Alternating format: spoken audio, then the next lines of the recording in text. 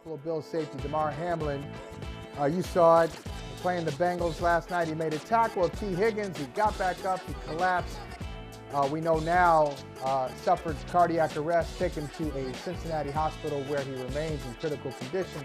Even if you're a medical professional, you're looking forward to a football game. You don't know that this is going to happen. It's rarely happened in the NFL. I thought they did a wonderful job. On the flip side, I'm not here to point fingers, Mike, but I do wonder why it took so long to cancel the game.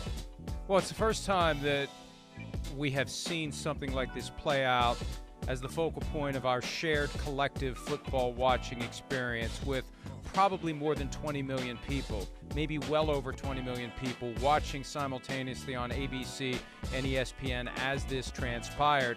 We know that the risk is there. We know that everyone who plays football accepts the risk of a very serious health outcome, but we rarely, if ever, witness it. Highly traumatic for the individuals on the field, traumatic for anyone who was watching, anyone who plays football. There's a lot to process, and I think a lot of people are still processing it now. You know, I've seen some things out there where people have been critical of the league, saying that the league told or the officials told them, the players, to warm up again. I have not been able to find that from anyone that I've talked to where the players were specifically told, go warm up again, and thought you got 5 minutes to warm up, we're going to play. I'm not saying it didn't happen. I have not been able to find that from anyone that I've spoken to. Anytime you hear the words CPR and AED, I'm not a medical expert, but I know what those things mean, and I know what is a result of those things. So immediately, I mean, it went from, I just thought that maybe he had some wind knocked out of him or something like that, to, wow, this is really serious. So then when the ambulance starts to pull away is really the first moment anyone gets to even think about anything. And in that moment, it came together with Sean McDermott and the officials kind of led the way there. And it was determined, just to take a few moments as teams to just process what had happened and separate and go to our sidelines and just take a few moments to process, because no one had that chance. I look at Sean and those players, all they were doing is looking at their teammate and their brother and hoping for the best there. That's the only thing going through their minds. I didn't say a word to anybody the entire time, except for TB, who knew Damar, and I could tell that he was going through it. So I could just see the expressions on Jordan Poyer's face and Josh Allen's face and TB's face, and so you're processing just how awful the situation was. We separated as teams. The officials again did a great job of coming over to me and saying, "Hey, they're still trying to process this moment here, Coach McDermott and their team." And so instead of playing telephone on separate sidelines, the decision was made just to go over there and make sure we're all, talking together. And I won't disclose any of the private conversations Sean and I had, except for this. When I got over there, the first thing he said was, "I need to be at the hospital tomorrow, and I shouldn't be coaching this game." And so that to me provides all the clarity, because there was no unprecedented is the word that gets thrown out a lot about this situation, because that's what it is. But in that moment, he really showed who he was, that all his focus was just on Damar and being there for him, being there for his family at the hospital. And at that point, I think everything trended in the direction it needed to trend, and the right decisions were made there. But again, just the way that I really felt Sean McDermott led in that moment for his players. He was there for his players. He processed the right way, which was incredibly difficult, and really helped us get to the solution that we needed to get to.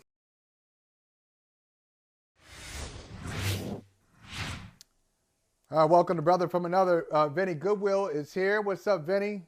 Good to see you, What's brother. going on? Hey, what's going on? It's plenty. Plenty is happening. And, Vinnie, I want to start off here with what we just heard from Cincinnati Bengals head coach Zac Taylor. And before I heard Zac Taylor speak, I looked at those two, Taylor and Sean McDermott, in the moment on Monday night, not knowing what was going on precisely, but knowing that it was bigger than football. I looked at both of them and said, this is what leadership is. They're not really concerned with football. I didn't even know what the conversation was, but I just knew they were doing the right thing. But to hear that from Zac Taylor now about Sean McDermott, I already have respect for McDermott. as a football coach, seeing what he's done with Buffalo since he's been there. He's turned that organization around. They are division champs. They're the class of the AFC East and legitimate Super Bowl contenders. Already had respect for him. But now it really goes to another level because, Vinny, I don't know if you have any examples of, and I'm sure you do, whether it's sports or otherwise, people who are recognized as leaders in just one category. Like in whatever their industry is, they're recognized as leaders in their industry, but then something happens in the real world and you find out what their leadership is all about or not. Some people can just lead in what they do. Some people, it just happens. They're not even trying to draw attention to themselves. They're not trying to be the best or do the most. They're just doing what they think is right. And it turns out to be exactly right and leads people in the direction they should go. So that really stood out to me. I don't know how you saw it. I haven't talked to you since this Damar Hamlin situation happened. Just curious about your thoughts. Man, that's a mouthful, right?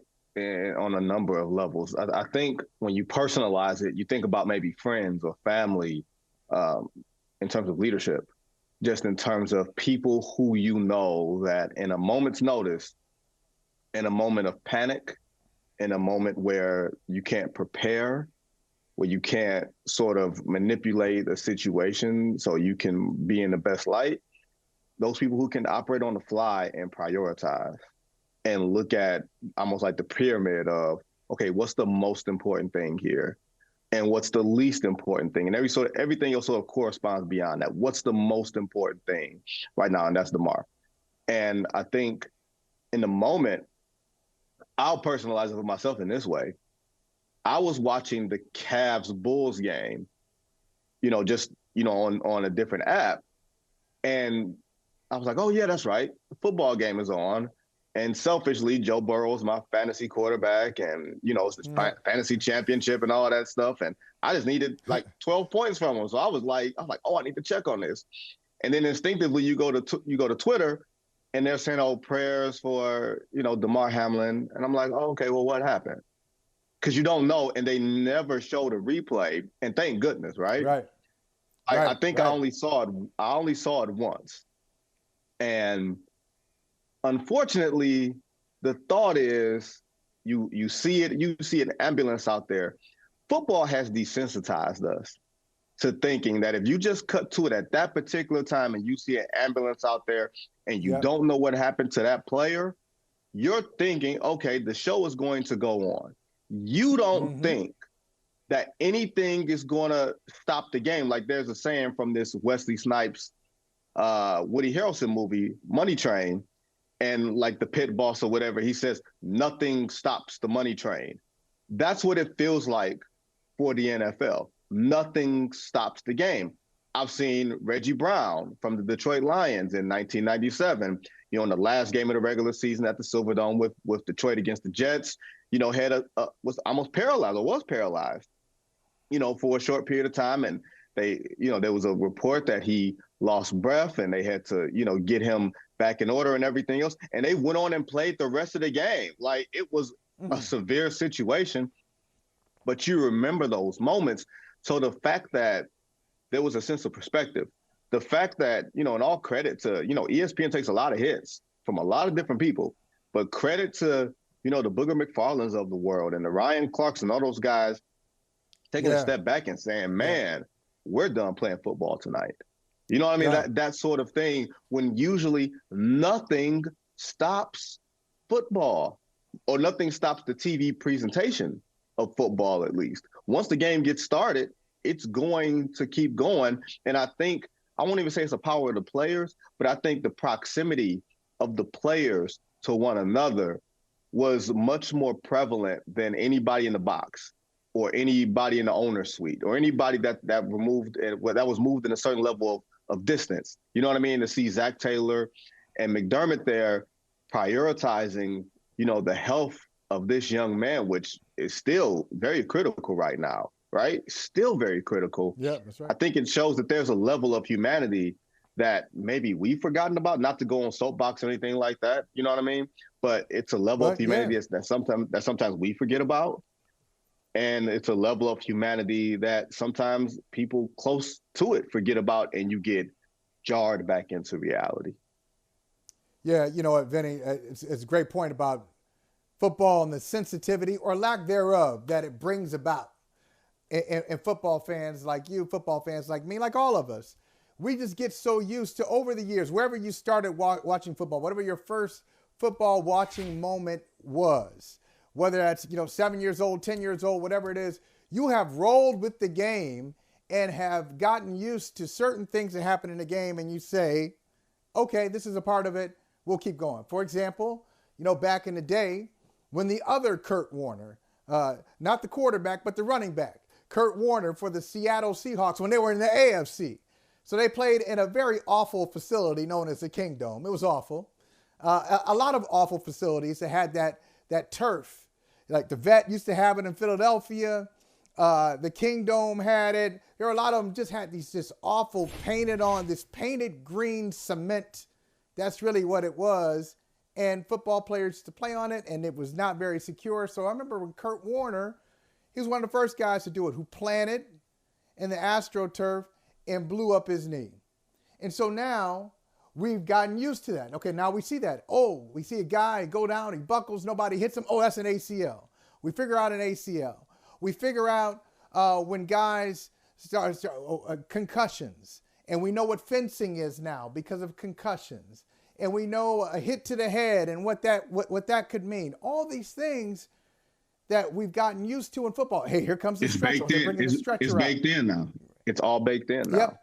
Oh, the stretcher's out. That means certain things. A stretcher means certain thing. A tent, well, that can be managed. And here's the other dangerous thing we've gotten used to, because we've seen people manipulate it. But we're as a football watching populace, we're going to get stung by this. It's going to be a bad look for all of us, especially those who are tweeting about it. We've gotten used to players in 2-minute situations when their team is trailing. We've gotten used to players sometimes going down. Mm-hmm. And fans will boo. Oh, you're faking an injury. You're faking an injury to buy yourself time. But we don't know that now. Like, we don't know what will happen because we haven't seen this before. We haven't seen a guy stand up after making a tackle and then collapse, and then here's an ambulance on the field. And we know now CPR. They're performing CPR on the field, Vinny, where his teammates can see him and hear him. They hear the medical professionals around him. We don't know what they were saying with those medical professionals that I'm talking about who saved his life. Mm-hmm. What were they saying? What was the urgency? I mean, that is a lot. That's a lot for players to process. And now for us, we've got something else to think about. And unlike the other things, Vinny, I can't imagine us just moving on as usual. Okay, well, hey, maybe it was like the Damar Hamlin situation. No, that's one of those things that just kind of, you got to sit with that for a while. You're not really sure where do you go from here after seeing that. And the last thing I'll say on this, and then I'll kick it back to you, that's why Robert Saleh, what he did in his team meeting with the Jets, I think is probably one of the smartest coaching moves. Robert Saleh brought the players in and turned the floor over to them and just let them talk as players. What does this mean to them? How did they see it? What does it mean for them going forward, their last game of the season against Miami? And the doctors were in the room, and Saleh said he allowed the players to, players had questions for the doctors, asked questions. I think that's the healthiest way to move forward. Notice I didn't say get back to normal. There's a new normal for football players, and I just wonder how they will, what that is for them after seeing this, because it's just like it's a landmark moment. It's funny you brought up the AstroTurf thing, and although this wasn't caused, and it'll pivot in two different ways, and I want to see what you think. Football brings in so much money. Like, everybody gives out the pom-poms when the ratings come out, and football is king and everything else, and they put out the pom-poms as if they making money off of football, right? It's a little weird for me, right? But football makes money hand over fist, and you brought up the AstroTurf. And they've elevated the playing surface to field turf, which I guess is a step above cement, but not real grass. And Right. for all the money that football brings in, the fact that they don't have adequate playing surfaces, equal playing surfaces for every, all 32 member, franchises, and that players are already under a certain amount of body stress, and you don't invest in that way. And the fact that the players could see in this instance that, hey, if we say we don't want to play, they don't have anything that they can say. They can't put in a bunch of schmoes in Cincinnati Bengals jerseys or Buffalo Bills jerseys and just say the show goes on. I wonder if this will be a sea change of sort, an inflection point of sorts for them to realize, I won't say the power that they have, but to realize, okay, this moment can mean something. Maybe we can leverage this moment in a way that we could never have leveraged a moment, even throughout the whole, George Floyd, it takes all of us putting on the back of a helmet, their working conditions, right? That's the first point. The second point, Michael, is a bit scary. We don't know what caused him to go into cardiac arrest, right? We don't know our instinct is to say that football causes this, right? Mm-hmm, our instinct is to say that because football causes the concussions, it causes the ACLs, the Achilles, everything else, right? It causes all of that. My thought kind of drifted to, could this have happened anywhere to this young man? And it just so happened to happen at 9:00 on a Monday night while he happened to be playing football, where there was an ambulance and defibrillators and all these other medical equipment that might not have been around if he were anywhere else in the world, right? Maybe if he was on an airplane, they'd have that, right? But our instinct, and I heard someone blame T. Higgins for the hit and everything else. We're not doctors. We have no way of knowing what in particular caused this. That it's so unfair, and it's so unfair to play the what if game. But I do wonder if this thing could have happened anywhere, and hopefully, prayerfully, he makes it out. Could this have been, I won't say the best place for this to happen, but if it happened anywhere else, what would we be talking about right now? Yeah, and I've heard a couple of doctors describe the condition. Once again, got to be careful with this. We don't know. We don't know what caused it. We do know that apparently he was resuscitated on the field. This is every time I say this, it just gives me chills just saying it. I think about it. He's resuscitated on the field. Think about it. They said they restored his heartbeat on the field. Come on, you can't just move on from that. No. Just that statement and that phrase alone. His heartbeat was restored on the field. We're conditioned to move on. We're conditioned you can't, as a society to move forward. Let alone not football. with that. Not from that. I think that's just too difficult. And of course, if you witness that, you cannot play football that night. That's it. Done. Forget it. There's really no discussion. And I don't know. Only the leaders in the NFL and their consciences understand what the truth is. Okay, you got to sleep at night, so whatever it takes. If you're telling the truth, when you had that midnight press conference, you said it was never a consideration to continue the game. If that's the truth, okay. You say it's true, I'll live with it. But if there was ever a conversation about, hey guys, why don't we wait another 10 or 15 minutes and see if we can play this game? Shame on you. Shame on all of you if that conversation happened. I don't know whether it did. But his heartbeat was resuscitated on the field and apparently on the way to the hospital.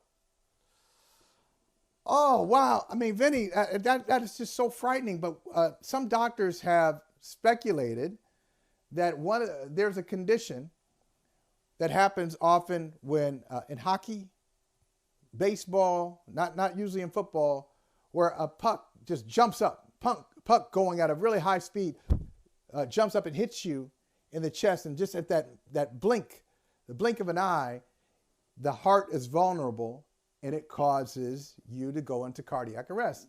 And the same thing in baseball. It doesn't happen very often, but some speculation is, hey, maybe that's what it was. You know, you get hit at just the right/wrong time, and that's what the issue is. But going forward for anybody, it's not going to be easy. It's not going to be easy scheduling wise. We'll talk about that in a little bit, but it's not going to be easy psychologically for the Bengals, Bills, or any other football player who they played their games. They're waiting for the final game of that week, and they see that happen. And now you're supposed to get ready to play on Saturday for some teams and Sunday for others. And practice. You're going out to practice today. That's going to be hard. I think you brought up an interesting point about Robert Saleh, coach of the New York Jets, and bringing his players into a meeting room and asking them their feelings. And I think football is a completely different sport in terms of, vulnerability, right? In terms of interpersonal vulnerability, right? You go out there and you literally have to trust the guy next to you to keep your hair from being knocked off, right? That's just the state of the game. And there's also an element of suspension of disbelief, right? Where you walk out there and you know that something crazy can happen on any given Sunday, any given play, any given minute. But you block that out of your mind to play the game. You block that out of your mind to do your job. You leave that vulnerability at the door. You check that at the door in a way before you put those pads on, before you put that jersey on. And now you're opening up that door to those vulnerabilities that maybe you only talked about with your relatives. Maybe you only talked about with, very, very close people. Maybe you don't talk about it at all. Because once you open that door, you can't close it. So to your point about, how do people move on, there's going to have to be a lot of internal negotiations that players have amongst themselves before you move forward in a way that you've never really had to discuss, because now it's communal. Now it's not just you having this conversation with yourself. You had this conversation amongst 53 other guys and coaches. And you're having this conversation in front of the world and watching this in front of the world. Like it's a layer of this that, this onion has not been peeled all the way back. And we won't see like sort of the lasting effects. Even if it looks normal and it looks regular, we won't know what the real true effects of this is for, I think, a little bit. That's right. That's right. And I'll say this before we take a break here and resume, brother from another, in a couple of minutes. Dorian Glenn is the uncle of Damar Hamlin. So Damar Hamlin's uncle, Dorian Glenn, initially said he had his heartbeat restored on the field and on the way to the hospital. A family clarified and said, no, it was on the field and that was it. So I want to clean that up. Heartbeat restored on the field, which is shocking enough. But apparently there was not another incident of that on the way to the hospital in Cincinnati, where he remains. Brother from another with Vinnie Goodwill, the great Vinnie Goodwill. We'll be right back after this.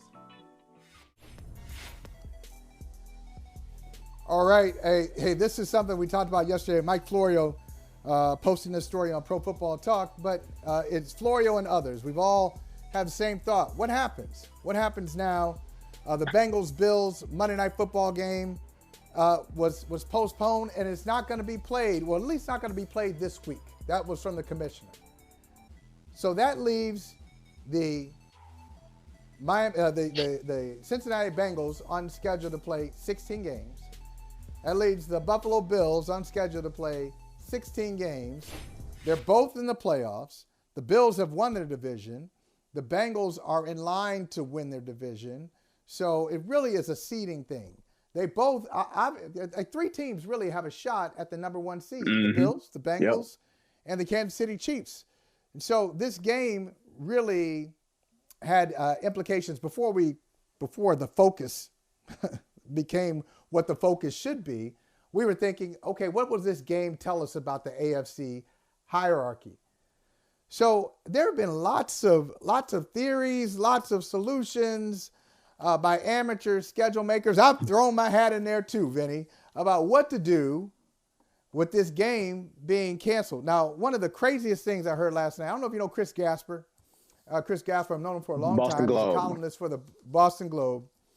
Chris Gasper, I was on TV with him last night, And I want to give myself credit for being a professional, because I was about to, if the cameras hadn't been there, I might have said some things, a word, throwing a word at the beginning of the sentence. Bleep, are you crazy? Have you lost your mind? What the is wrong with you? Chris Gasper said last night on TV, he said that the Buffalo Bills should be allowed to forfeit. So that's 15 games. They play in a regular season. So they got 15 games. Don't play this. Forget about the Cincinnati game. Forget about the New England game, which has playoff implications. Well, it has playoff implications for New England and playoff implications for Pittsburgh. So the Patriots should not go to Buffalo. They should go to Pittsburgh, in Pittsburgh, to play the Steelers. But the Steelers are supposed to play the Browns. No. Gasper says, no, the Steelers don't play the Browns. The Browns, you're done for the season. So y'all play 16 games too. So it's Steelers, Patriots for the right to go to the playoffs. So we've got all sorts of theories and machinations going on with that final spot, how it affects the number 7 seed. I think the best way of doing it, Vinnie, and it's not the Gasper way, I think the best way of doing it is really playing the games on Sunday. And Florio mentioned this yesterday, that there was a pandemic plan of going by winning percentage. So one team has 16 games, one team has 17 games, just go with the winning percentages and you go from there. It's not perfect, but it's the best way, I guess, to move forward in an unprecedented situation. What do you think? There's no easy answers. You know what I mean? Like there's no easy answers that will seem fair. Like from a completely impractical standpoint, from a purely financial standpoint, the tickets have been sold, right? The TV ads have been sold, so you don't have to necessarily replace a game for financial purposes, right? That time was filled. I'm not sure what you do after this week, because everything, is my opinion, leads to the Super Bowl. And the Super Bowl is on what day? It's February, the Sunday before, I can't think of the date. But there is a week, there's a gap week, right? Right. Between the respective championship games and the Super Bowl. It's February 12th. February 12th is when the game is scheduled to be played, and you could eliminate the gap week. And that's not unprecedented. That happened in 2001 after 9/11. Could you play the games as scheduled this week? See exactly how, I'm not sure who Cincinnati plays. Like, forgive me, I don't have the schedule in front of me. The Ravens. But they play the Ravens. Oh, see what happens. See what happens in each team's respective game, and see if you need to play that game. See if you need to replay that game. Push everything else back, or have the option to push everything back. Now that goes into to the TV schedules, right? That goes into everything else, wild card week and who gets a first round bye and everything else. That gives other teams extra week of rest that they might not have had otherwise, that they wouldn't have had otherwise, right? Some teams will get, 2 teams will get 2 bye weeks, essentially. I don't know if that's practical, right? But I do think you can take a wait and see approach after this week. Maybe play the winning percentages game. Maybe see if the Ravens actually beat Cincinnati, and see where that leaves everything from that point, and then consult both teams and go from there. I don't think there's a severe rush to make a long-term decision in a 72-hour time frame. Sometimes, and this is why I give the NFL a little bit of grace, going back to not canceling the game or calling the game initially.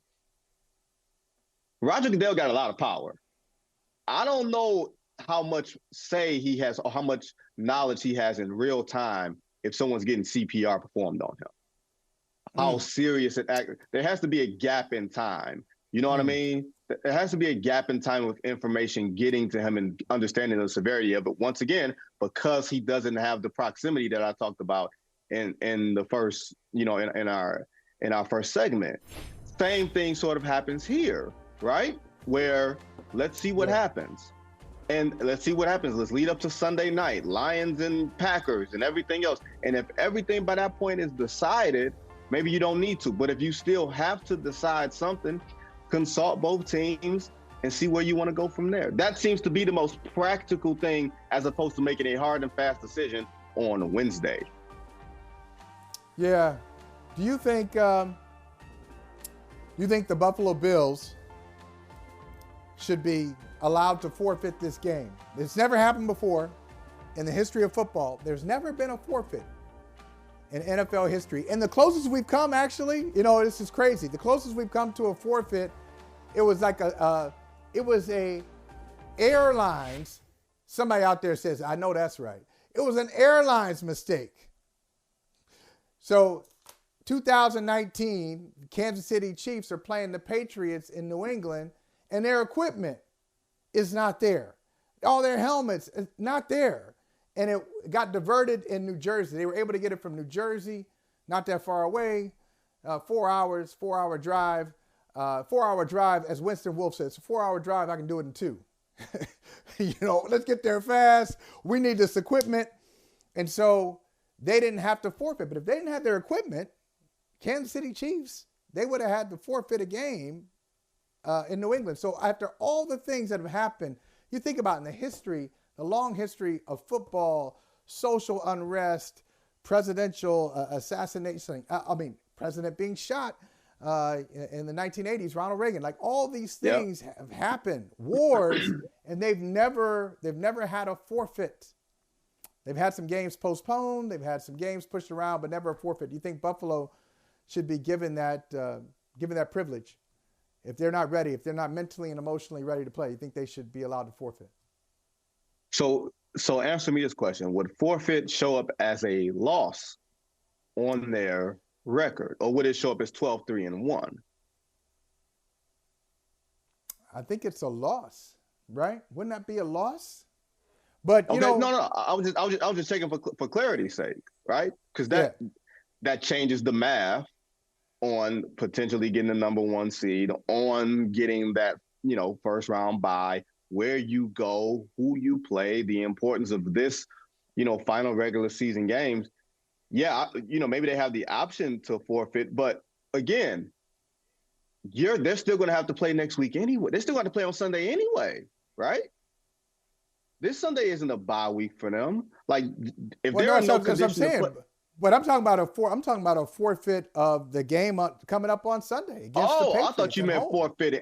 I thought you meant forfeiting. No. Oh, no, I'm talking about their game. They said, look, we're not playing. And I don't know if that's been discussed. We don't know. The Patriots had availability today. They had availability yesterday. They canceled it. The Patriots did. Yeah, I heard that. Then they had availability today. They canceled again. Now, the New England Patriots are not really known for being warm and fuzzy and open with the media. They just don't do that. They don't. That's not their thing. That's for other people. That's not for them. So to have them cancel availability is not out of the ordinary, except sometimes they cancel because they've got information and they don't want to share it with you, and they don't want you to ask questions that they know the answers to, but they don't even want to go there. I'm just wondering, just throwing it out there, I'm wondering if they've received some information about how Sunday's going to go. Maybe Sunday's a little different than expected. I don't know, but I will say this. I don't think Buffalo should forfeit, and I know a lot of people haven't been talking about this because the focus is on Hamlin. I think the Buffalo Bills, when they play their next game, are going to be amazing. I think the Buffalo Bills are going to play at a very, very high level, and that's no disservice to the serious condition of Damar Hamlin. It speaks to how much these players love him and how much they're supporting him, how much the community is behind them, how much the NFL is behind them. You can go one or two ways. You can say, look, we're not ready to go, and it's just not the time. Or you can say, we haven't forgotten him, but we're going to honor him. We're going to play football, We're going to play our best. And I feel sorry for the Patriots. If they play that game, I don't think the Patriots going to do well. You know what I mean? Maybe the Patriots should forfeit. Maybe the Patriots should forfeit this game because I think Buffalo's going to put it on them. If they play the game, it might be their best game of the season. There's a saying. It says, grief is love with no place to go. And perhaps, to your theory, if there's a place for them to express their grief through concentration, through aggression, through physicality, through playing the game of football, you could very well be right. That's right. We're going to talk some hoops. We're going to talk some hoops coming up. One of the best in the country to do it, Meghan Triplett. The Yes Network's going to join us coming up next. All right. I know Vinnie Goodwill has in his feed today that he may have to eat his words about the Brooklyn Nets, and I'll have to eat mine too. Okay, I'm not going to let Vinnie out there on a limb by himself.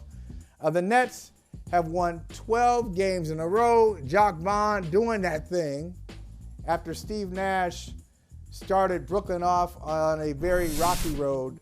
Brooklyn looks like one of the best teams in the East, if not one of the best teams in the NBA. We got one of the best, as I told you, one of the best reporters, on-air personalities in the league. Meghan Triplett is here. What's up, Meghan? First of all, good to see you. What's up? What's up? Thanks so much. It's good to see you, Michael. I haven't seen or talked to you in a minute, so I'm really excited. Vince, I saw on the road a couple of weeks ago. I haven't seen you on the road yet, and in person. I need to get you in person, whether that be a Brooklyn Nets game or just something. We got to get everybody together. Yeah, we do. Mike ain't leaving Boston. He ain't leaving Boston. He ain't leaving Boston. I will. Yes, I will. I will. Come on now. We can do this. And Brooklyn's just right down the road. We can make this happen. Mm-hmm. We got to do some housekeeping here because the last time the brother from another audience saw you, you were working for the Memphis Grizzlies. Now, tell people what you're doing, brag about yourself a little bit, and then we'll talk some Nets. Oh gosh, of course you would put me on the spot about this. But I'm no longer with the Grizzlies. I am now the sideline reporter for Yes Network, and so I'm the sideline reporter for the Brooklyn Nets. It has been a crazy whirlwind of the last couple of months, moving really quickly and getting here. You guys know Memphis will always be home. The Grizzlies will always be the home team, but it was time for a new chapter, a new adventure. And so now I talk about the Brooklyn Nets all day, every day. And so you can't think of a better team to talk about, especially now. Like you mentioned, they're on a 20 streak. Hey, Vinnie, last time Meghan was on here, she was talking about she once lived in Connecticut and the snow. The snow was just not feeling. She wasn't feeling the snow and not shoveling and all that stuff. So now you're in Brooklyn. It's January. It's coming. Okay, I'm going to let you know. I'm in the city, so I don't have to shovel still. There's other people who shovel. So I'm not in a place where I have to shovel myself out of a driveway anymore. I didn't bring my car with me, so I don't have to worry about that. I don't have to clean off a car. So I still helped myself out a little bit. It's still Brooklyn, New York. It's still Brooklyn. Let's be perfectly honest. Look, that's a touristy place. I'll just say that. I know all the Brooklynites who weren't born there and now all of a sudden calling themselves Brooklynites and everything else. That's like East Coast Atlanta. That's what Brooklyn is.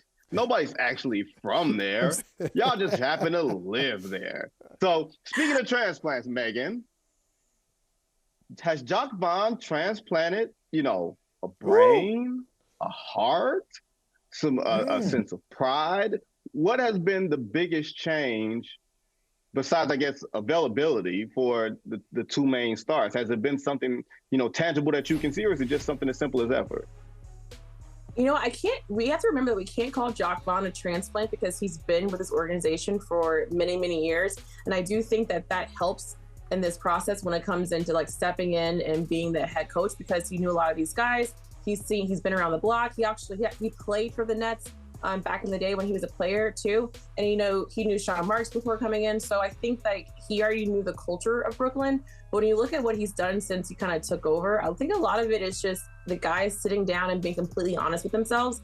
And the thing about Jacque Vaughn that he's so great at, he's so captivating. Like I really, really recommend like listening to every media press conference or all of our sit down. He's like captivating and he keeps things very, very simple. I think this team went through a lot those first couple weeks of the season. And then when Jacque Vaughn stepped in, he just kind of simplified things, as he said. And I love what he told us the other day is that when he looks at these players, he takes them each as individuals and he doesn't look at the relationships as a group. And so he really took the time to kind of like sit down and talk and have honest conversations with each player. And I think you're seeing that out there on the court. Of course, availability is the biggest thing, health and time. And the guys kept telling us, give us time.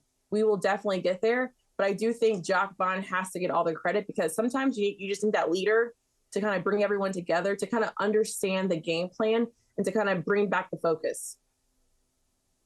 I'm curious about two guys, just from your perspective. You see this team, you know them as well as anybody. Two guys from what you've seen so far. Tell us about Kevin Durant. Tell us about Ben Simmons.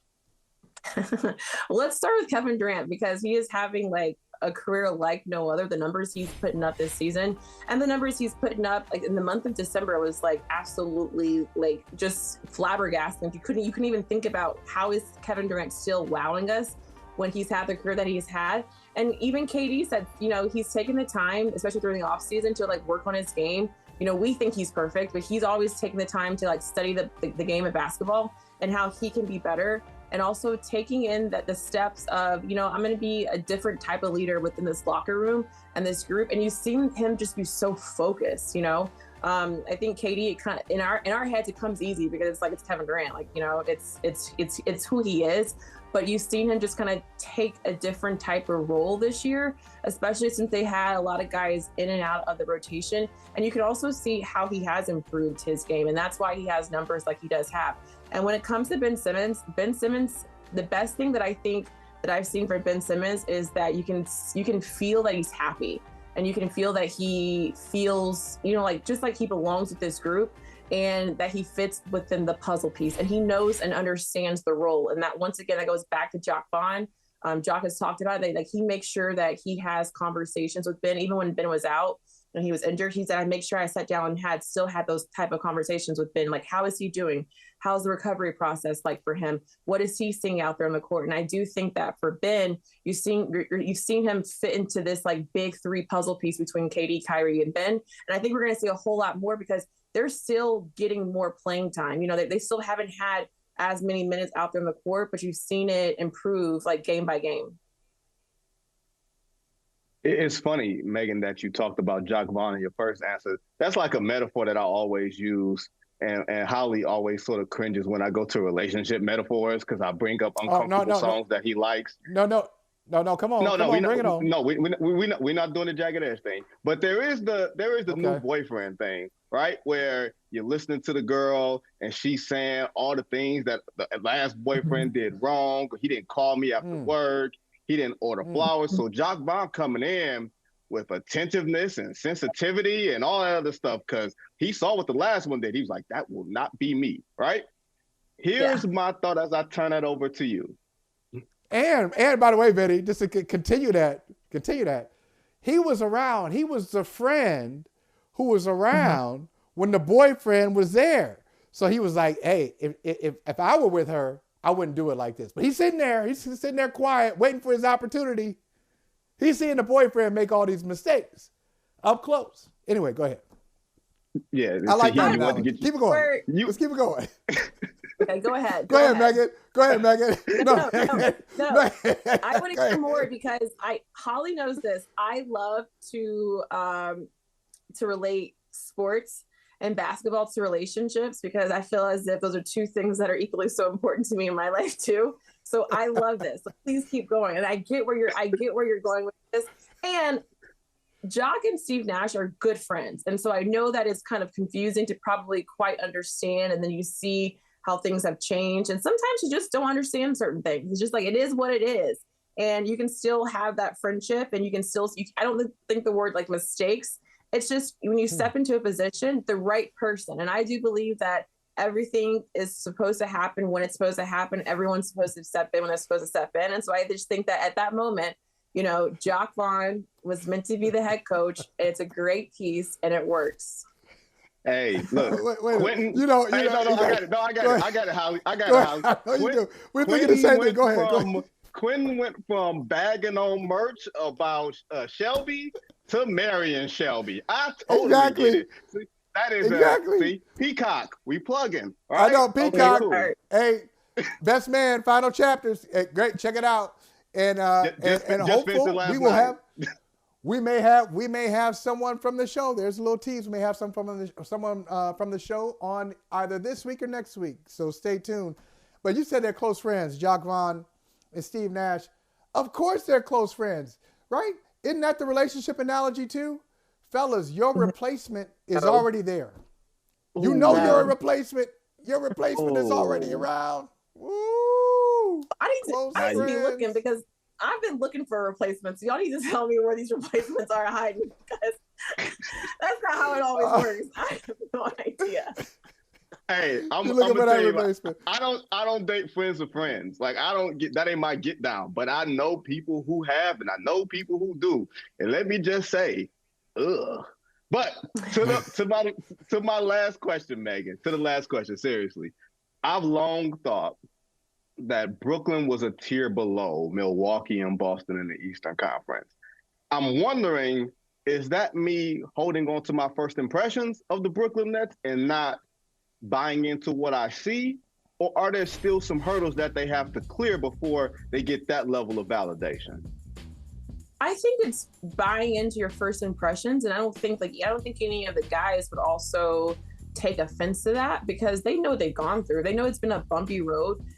Not just the first couple of weeks of the season, but the last couple of years. They're quite aware of that. But I do think that you have to take into consideration what they are doing. If you look at where they were back on November 15th, they're 12th in the East. And now you fast forward to January, and now we sit at the top of that, at number 2. And the biggest thing that I do think that the question that everybody was wondering is, okay, is the defense there? Offensively, you got KD and Kyrie, you got Joe Harris, you got Seth Curry. The offense is going to come, but what you've seen is that the defense has improved tremendously. And a lot of that's because they've taken accountability to starting off with defense. They want to make sure that they want to be that defensive minded team because they're aware the offense will be there. So that the defense is fueling that offense. So I think that it's time to change the conversation. You saw the Nets and how they were able to play Milwaukee. I know the Celtics is the team that's that one loss when you look at those, winning 16 of the last 17. And we'll see next week when the Nets and the Celtics, I think next week's game is the game we're all going to circle. And then after that game, we're all going to probably reevaluate because we're almost at the halfway point of the season. And I think then let's reevaluate and see. And you might change your mind. Both you guys might change your mind about, it's time to really consider them. But I do think that they're putting everyone on notice. And the guys really don't care what everyone else is saying. They really don't. They're just like, okay, whatever. They're letting basketball speak for itself. And I'm just sitting back and watching, enjoying the show. I've seen 12 straight wins. I'm loving it. It might be 13 tonight in Chicago. So you guys just sit back and enjoy. Well, I'll tell you this. They could be Boston from last year because what you just said sounds like Boston from last year. Beginning of the season, they looked terrible. They were like 12th or 13th in the Eastern Conference. And then they went on a run. They were the best team in basketball for 34, 35 games. And it looks like Brooklyn is on the same path. And I do look forward to that game, Megan, because last night, the Celtics gave up 150 points to OKC without Gilgeous-Alexander even playing. 150 points to the Thunder. Are you kidding me? All right, so, yeah, that should be a great game. And I don't believe you. Thanks for joining us. I don't believe you. I don't think you're looking for a replacement. I think you're just fighting them off. You're fighting them off. I'm focused.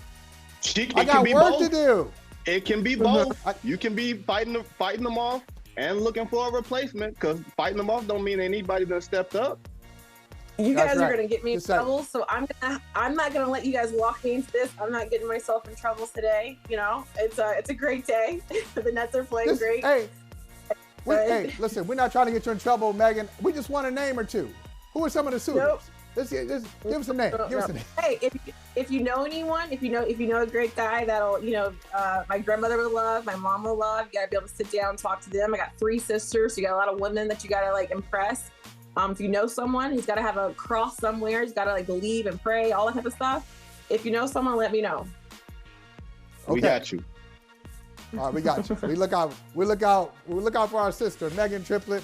Always great to hear from you. Great to see you. Bye, guys. Hey, Vinnie, you know how it is, man. It's brother from another. We don't keep secrets, so everything is out for the family to discuss. Natalie sent a text, I think to both of us. She said, I'm convinced that Vinnie has dealt with some real trauma in his relationship, so I don't want you to really incriminate yourself, but everything okay? Like, something you've gone through recently? You need us to help you out with any situation? What's up, man? In case Natalie doesn't know, there's a character that I've played in various spots that I'm going to play on my new podcast. It's called The Love Doctor. So I am the love doctor. And who hasn't been traumatized in relationships? If you ain't been traumatized, you ain't been through nothing. That's life. That's right. Don't take advice from a love doctor who's never experienced any heartbreak or caused some heartbreak. Right? It's a balance. Good to see you, Vinnie. You too, bro. Hey, thank you for watching Brother from Another. If you haven't hit that subscribe button, go ahead and do that now. Don't forget, you can catch us 3 to 4 weekdays on PeacockTV.com and on Sirius XM Channel 85.